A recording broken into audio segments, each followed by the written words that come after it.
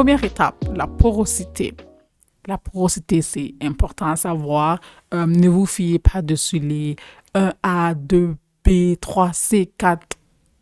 Oui, vous pouvez aller et chercher votre type de cheveux, comme les types de boucles que vous avez. Euh, mais sinon, le savoir va pas vraiment vous aider à savoir comment prendre soin. Ça va juste vous dire quel type de cheveux que vous avez. C'est tout. Qu'est-ce qui va vous aider à prendre soin? C'est la porosité. Et cette belle image a été faite par ma meilleure amie. Euh, Elle n'est pas coupée, c'est juste que la façon que le PowerPoint est faite. Mais sinon, l'image au complet serait dessus mon blog, alors allez voir le blog. Commençons avec la porosité. C'est quoi la porosité? Et je n'ai pas écrit la description, mais la porosité, je le connais tellement par cœur que si tu me réveilles de mon sommeil et tu me dis, Darla, explique-moi c'est quoi la porosité, je pourrais te l'expliquer. Je pourrais te l'expliquer. La porosité, c'est ancré dans ma tête comme Psaume 100. La porosité, c'est quoi? C'est juste pour dire comment poreux sont tes cheveux. Alors, comment vite que quelque chose absorbe. Alors, si vous prenez une éponge avec une brique, qu'est-ce qui est plus poreux? L'éponge, la brique, moins poreux. Et c'est ça qu'on va utiliser pour faire la différence entre porosité élevée et porosité bas. L'éponge et une brique. Et je souhaite que j'avais une éponge et une brique avec moi. Tes cheveux ont deux sortes de porosité.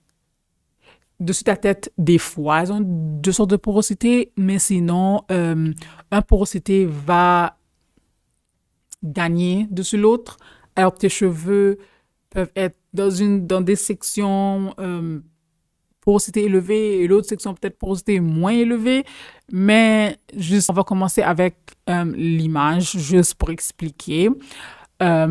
Alors, comme vous voyez ici, les cuticules sont ouverts et ici, vous voyez les cuticules sont fermées et les cuticules, ça c'est des mèches de cheveux, juste pour dire. C'est pas un tronc d'arbre. Mon ami a pensé que c'était un tronc d'arbre, mais je voulais pas la dire. C'était quoi? Parce que j'étais en train de faire une surprise. Porosité basse et porosité élevée ont des cuticules très différents. Porosité élevée ont les cuticules très ouverts.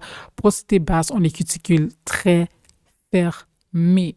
Alors, pour la porosité basse, ces cheveux-là vont prendre du temps à absorber, pas observer, mon Dieu, vont prendre du temps à absorber les produits et même l'eau. Les cuticules sont fermés, alors ils ne sont pas vraiment comme fermés, mais c'est juste comme un tout petit peu moins ouvert que porosité élevée, alors ils sont juste comme fermés comme ça. Les choses... Alors, juste montrer avec mon doigt. Il n'y a pas d'autre façon que je peux montrer ça. Alors, elles sont comme ouvertes comme ça. Les choses vont juste prendre du temps à rentrer, mais elles vont pénétrer. C'est comme un coin serré que tu sais que tu peux passer, mais ça va juste te prendre plus de temps à passer, tandis comparé à une porte qui est bien ouverte que tu peux juste passer à travers. Regardons-le de cette façon. Les huiles légères sont meilleurs pour ces cheveux-là. La chaleur n'affecte pas beaucoup de ces cheveux-là. Et qu'est-ce que je veux dire par là? C'est que si tu veux les lisser, si tu veux les repasser, tout ça, si tu veux les sécher avec comment ça s'appelle? Les sèche-cheveux, tu peux le faire. Ces cheveux vont pas casser. Je sais pas pourquoi.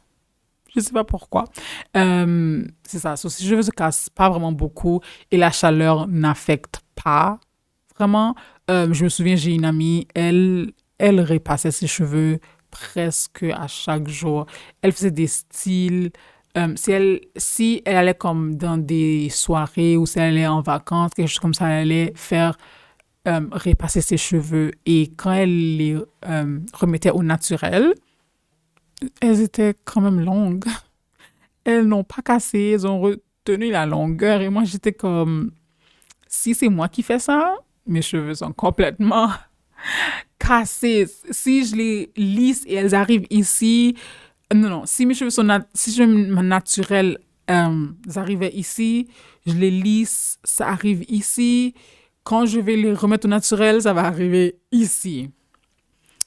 Parce qu'il y a une grosse différence. La porosité élevée et porosité basse. Mais je ne sais pas pourquoi la porosité basse, les cheveux ne cassent moins et la chaleur n'affecte pas.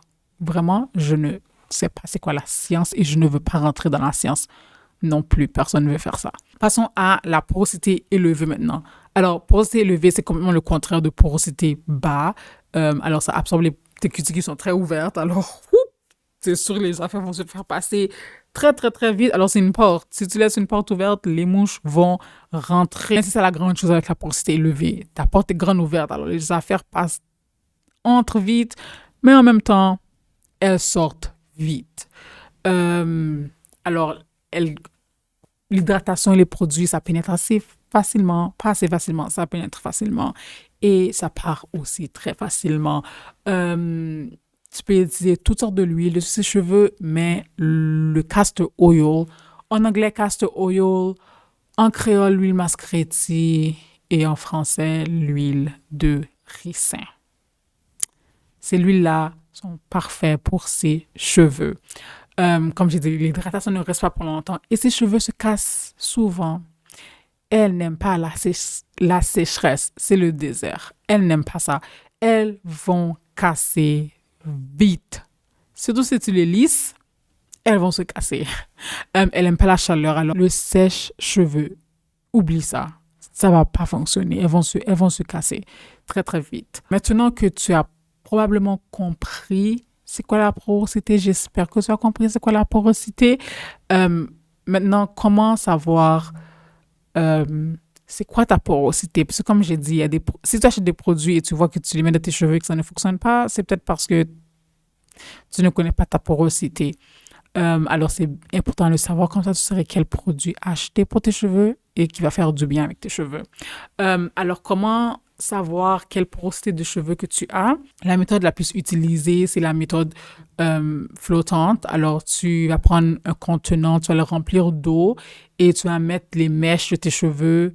Mais fais sûr que les mèches sont lavées ils n'ont pas de produit dedans. Alors, si tu as shampoingé tes cheveux, si tu as lavé tes cheveux, et tu vas les peigner, prends les mèches qui restent dans la peigne et tu pourrais faire le test avec. Alors, tes cheveux ne doivent pas avoir de produits parce que s'ils ont des produits, les produits font juste être comme une barrière et l'eau va pas pénétrer du tout. Alors, faites sûr que tes cheveux sont complètement strip. Je sais pas comment dire strip en français, mais le mot va être probablement dessus l'écran qui dit c'est quoi le mot, mais tes cheveux doivent être complètement strip de produits et il faut juste prendre un contenant et mettre tes cheveux. Mais quand tu mets tes cheveux sur le contenant, dans l'eau, je veux dire, appuie dessus pour que l'eau, pour que tes cheveux soient comme juste en dessous de l'eau, mais pas seulement dessus l'eau, mais en dessous de l'eau. Les cheveux à porosité élevée, vous allez remarquer que la minute que vous mettez vos cheveux sur l'eau, elle va juste descendre super vite. Ça veut dire que c'est porosité élevée parce que les cuticules sont ouverts. Alors, c'est bien plus facile que l'eau rentre. Et je me souviens, j'ai fait ce test pour cette fille. J'ai juste déposé ses cheveux dessus l'eau. Et la façon que ses cheveux ont absorbé l'eau, j'ai jamais vu ça. Et mes cheveux sont porosité élevée. Et quand j'avais fait ce test, est-ce que j'avais fait ce test? Je me souviens pas, mais je sais juste que mes cheveux sont porosité élevée. Mais quand j'avais fait ce test avec mes cheveux à moi, je pense pas qu'elles ont coulé aussi vite que quand j'ai fait le test pour la petite fille. Les cheveux ont collé tellement vite, j'étais étonnée.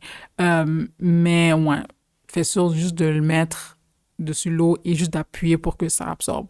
Et attendre 3 minutes, environ 3 minutes. Alors, d'autres méthodes que tu peux faire, c'est que quand tu vas laver tes cheveux, prends le temps d'observer quand l'eau tombe dessus tes cheveux. Est-ce que tes cheveux deviennent trempes facilement et très vite s'ils sont lourds? Ça veut dire que tu as les cheveux porosité élevée. Mais si tes cheveux prennent du temps à être trempé, tu dois comme jouer avec, ça prend du temps à être trempé, tes cheveux sont porosité bas. Aussi une autre affaire, après que tu as mouillé une partie de tes cheveux, laisse-le sécher à l'air. Ou tu peux utiliser un t-shirt ou une serviette microfibre et on va parler de ça plus tard.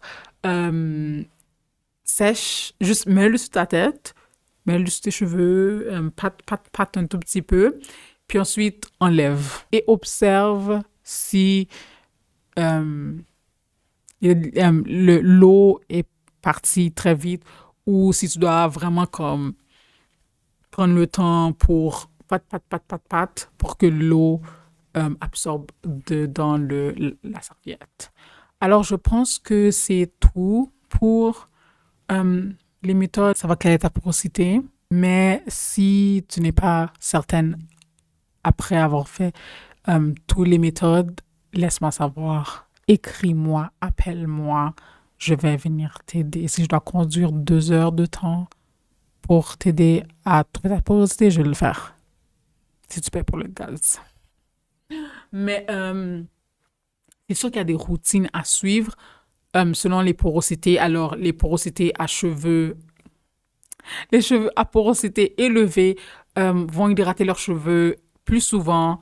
Les gens avec les cheveux de porosité bas vont hydrater leurs cheveux moins souvent. Et on va parler de l'hydratation et tous les produits prochainement.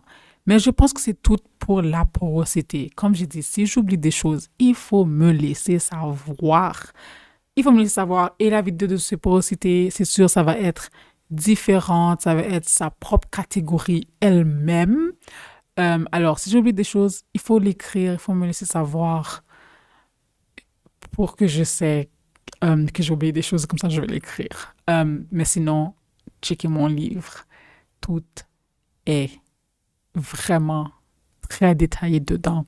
Moi, je fais juste que faire un résumé en vidéo pour expliquer les affaires avec visuel, avec des images, des vidéos et tout ça. Mais sinon, tout est dans le blog et dans le livre, plus en détail.